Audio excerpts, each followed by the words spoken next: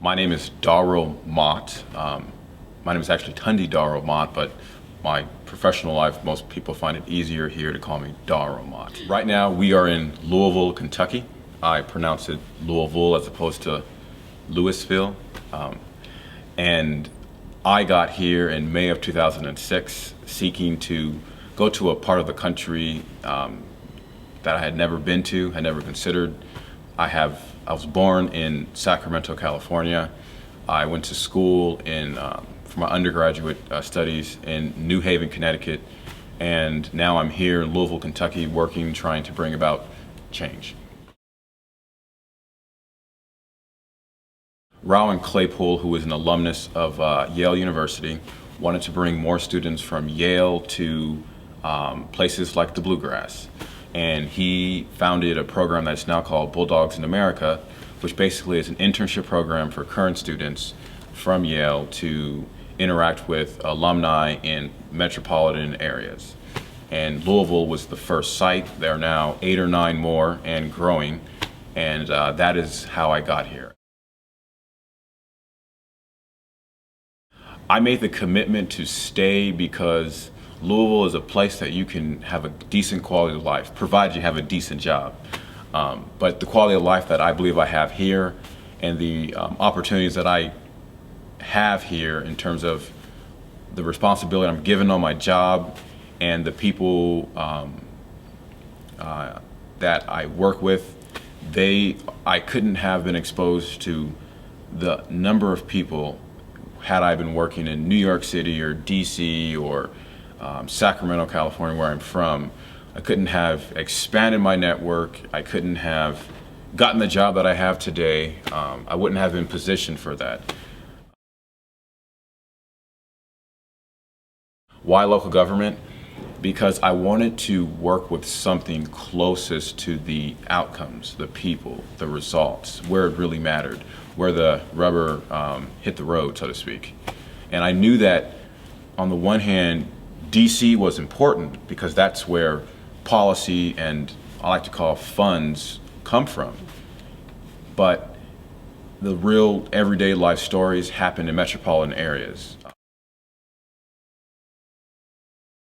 So I get a chance to work with every single director locally from both agencies that are part of the mayor's umbrella, that report to him directly, that are part of government, to external agencies. We work with water company and the sewer district. Those are their own chief executives. But of course, some of their funding base comes from local taxes. And their business requires a lot of cooperation with the mayor. And so I consider those related agencies. And they're extremely important in terms of delivering the basic services that make any community functional, like your water lines and your sewer lines. We work with them, and we also work with external agencies, which include nonprofits, whether you're an affordable housing developer, or whether you provide assistance to persons who have been the victims of, say, domestic violence, or stalking, or children in need, whether you're an institution that serves orphans, or any variety of nonprofits we work with, and we also work with the school system.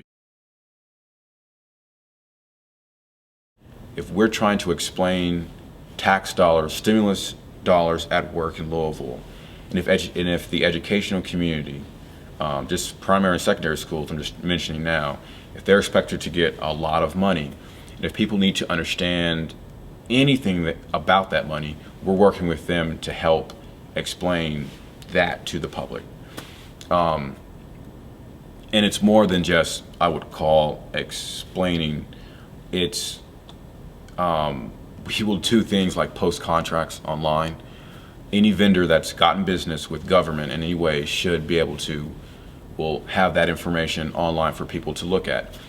Because part of the business of being transparent is explaining your, like who's gotten business. we did use the voice of citizens in different ways. Anytime there's a reduction in service that affects a major bus route along a major artery, there's definitely a public comment period. So, citizens will come to the hearing to comment. Citizens or any stakeholders will comment, whether you're a transit advocate or whether, you're someone just simply interested in what's going around your city. Most of these major changes are accompanied with, public hearings and citizen feedback. I like to play chess in my spare time. And what I've done here is I've been able to coach elementary schools and get them ready for tournaments. And it's really important because I like to coach in areas of the town that don't have the resources. To celebrate the success of coaching efforts, I got a chess set for each kid that I coached.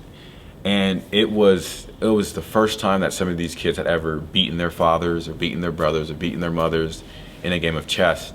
And they actually loved me for it because, they'd come to me and say, "Daro, I beat my dad, I beat my dad, I beat my dad, I beat my dad, and he can't beat me anymore."